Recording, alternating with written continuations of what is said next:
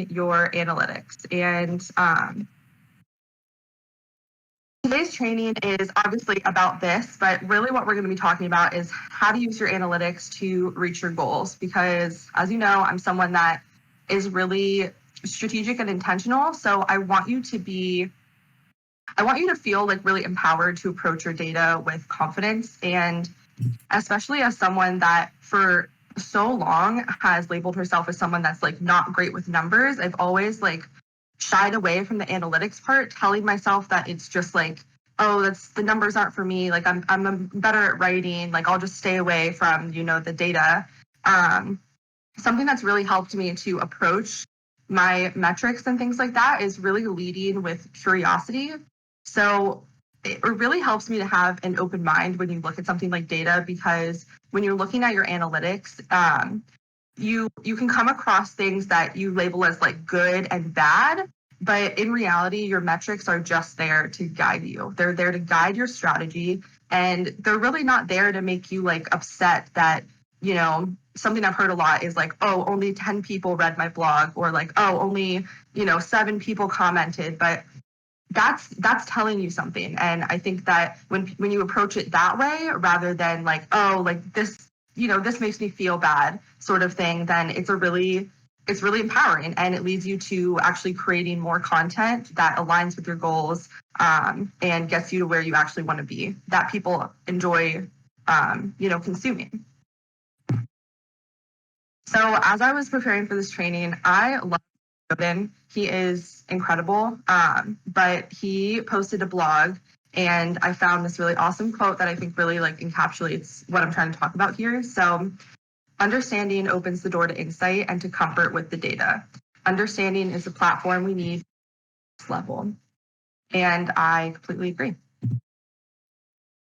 So I wanted to try to create something visual to lead you guys on this little process of understanding your analytics. And the way that I tried to do that was, it's like a threefold process. So number one, you want to define your goal. And we're going to get into specific examples after this. I know I shared my goals for my different platforms on our, on the Discord, and then Celine as well. I believe Michaela and Michelle as well, but those were this morning. So I didn't have a chance to kind of add them to this presentation. But yeah, so that's define your goal, and then review your content. That really, you want to be doing that through the lens of like your goal that you have just set, as well as your audience and your community.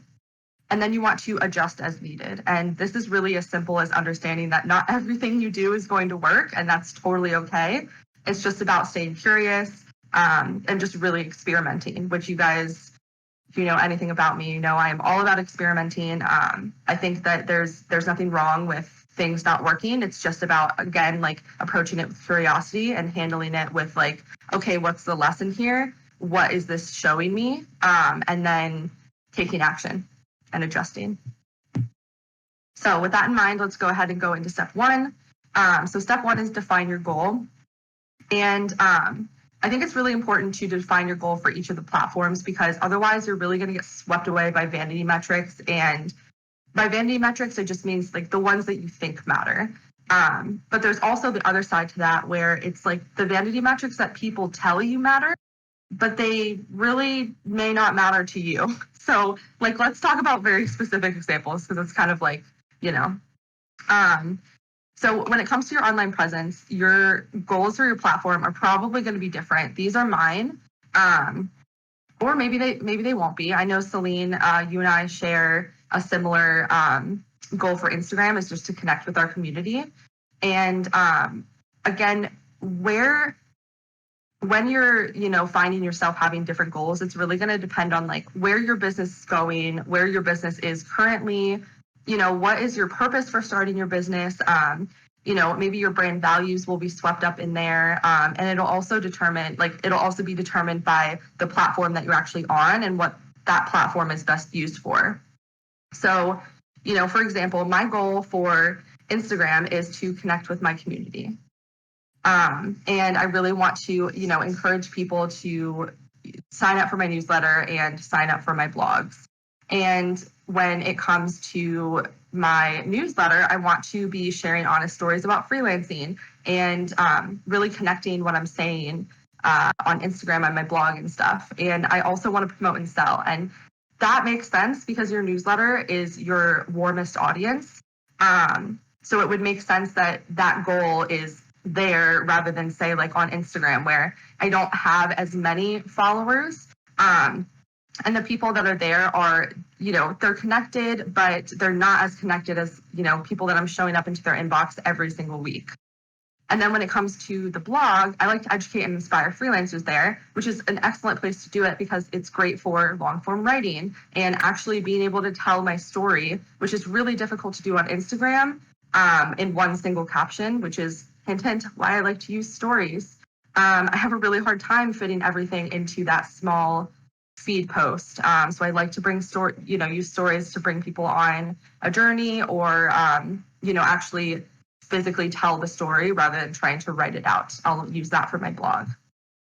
And then Pinterest is kind of a brand new one. The interesting thing about Pinterest is that I am not so concerned about the metrics that I get on Pinterest, which I think is really interesting. So I'm not really concerned with like the saves that I get or, the likes or things like that. I'm more concerned with how many people are going directly to my website. And we'll talk a little bit about this when we talk about the analytics that matter.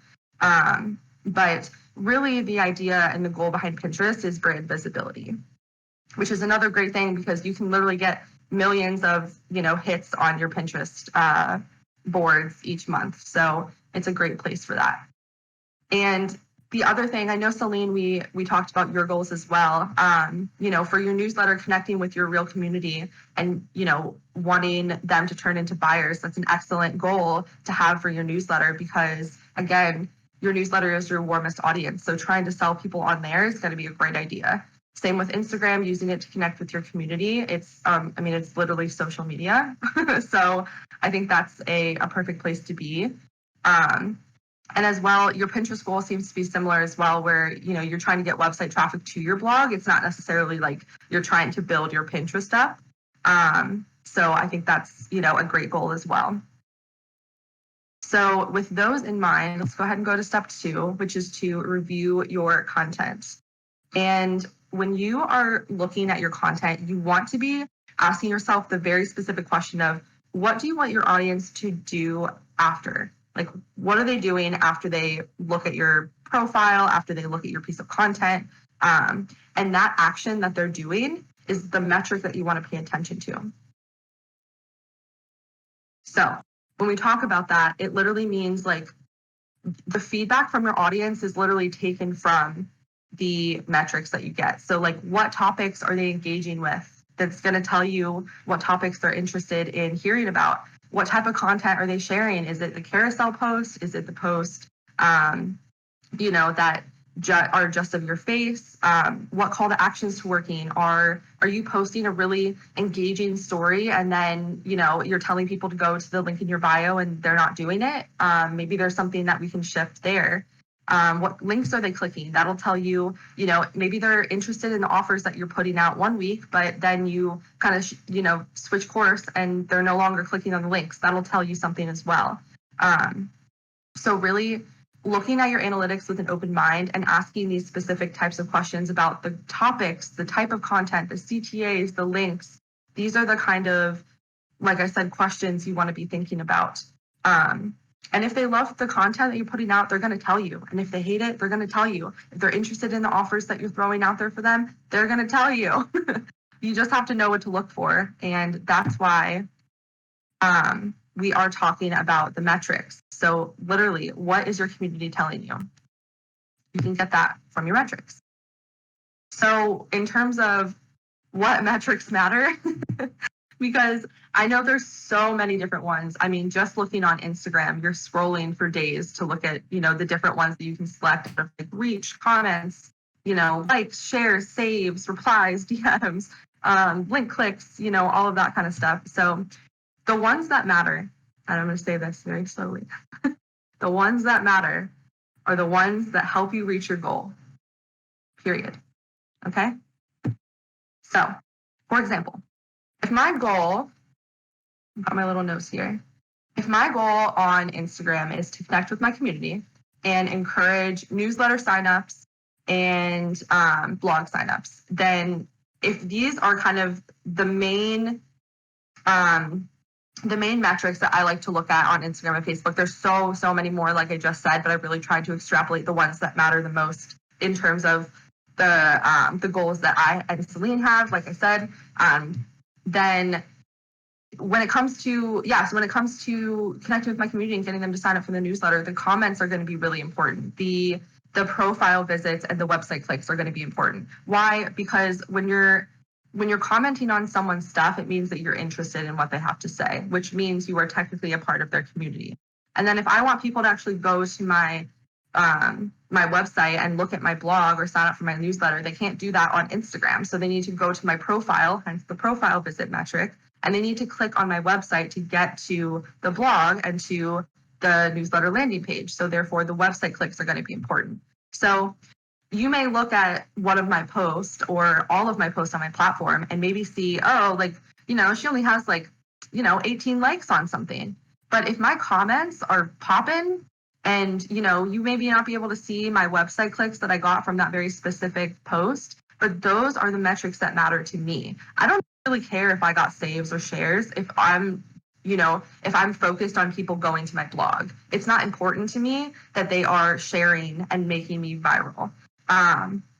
So that's why I really say that it's important to understand what your goal is, because otherwise you're looking at a bunch of different metrics that may or may not matter. And what this is really about is making sure that you're not wasting your energy on things that aren't applicable. So let's move on to my goal for the newsletter. So here we have the open rate, CTR, replies, and unsubscribes are for email, and then link clicks and saves are for Pinterest. Again, I really just tried to create the most, I could have spent hours putting up all of the different ones, but I just wanted to bring the ones that mattered the most. So when it comes to your newsletter, if you're promoting and selling things, your open rate and your click-through rate are really going to matter the most, because if you want people to actually do something off of your newsletter, you're going to need them to, one, open it, to click the links. So, and actually something interesting that I was thinking about is it's actually also going to depend on the process that you have as well. So like, if I want someone to buy something through my email, whether I want them to click through or reply is going to depend on how my process is set up. So like, if you have an automated checkout, your click-through rate is going to be more important than how many people reply to your email. Versus if I, am searching for new one-on-one clients, you're not necessarily going to really care about the click-through rate, about whether they went to your website. You're going to care about how many people responded to the email and asked to work with you one-on-one. So even getting as granular as that's really how you have to see and look at your metrics. And then, actually, let's go to Pinterest. Let's use Celine's goals for Pinterest as an example. So we had, she had get website traffic to her blog and signups to her monthly email list. So what do you think is going to be important for that? Probably the link clicks, because she's not really going to care if people are saving her boards or her pins online. They're going to care if people are clicking away to go to her blog and check that out. So again, very important thing to remember. And then when it comes to her blog, she wants to, share travel tips and educate people. So what's important here? Average time on the page. Are people actually reading the blog and consuming the content? And if they're not, maybe that's a good indication that either your content could be more compelling, maybe they aren't a fan, or maybe they were misled by the headline, maybe content could be longer, different things like that. But I think it's important to think in that way. Another thing, unique page views. If you're trying to get a lot of people to read your blog, which is not necessarily everyone's,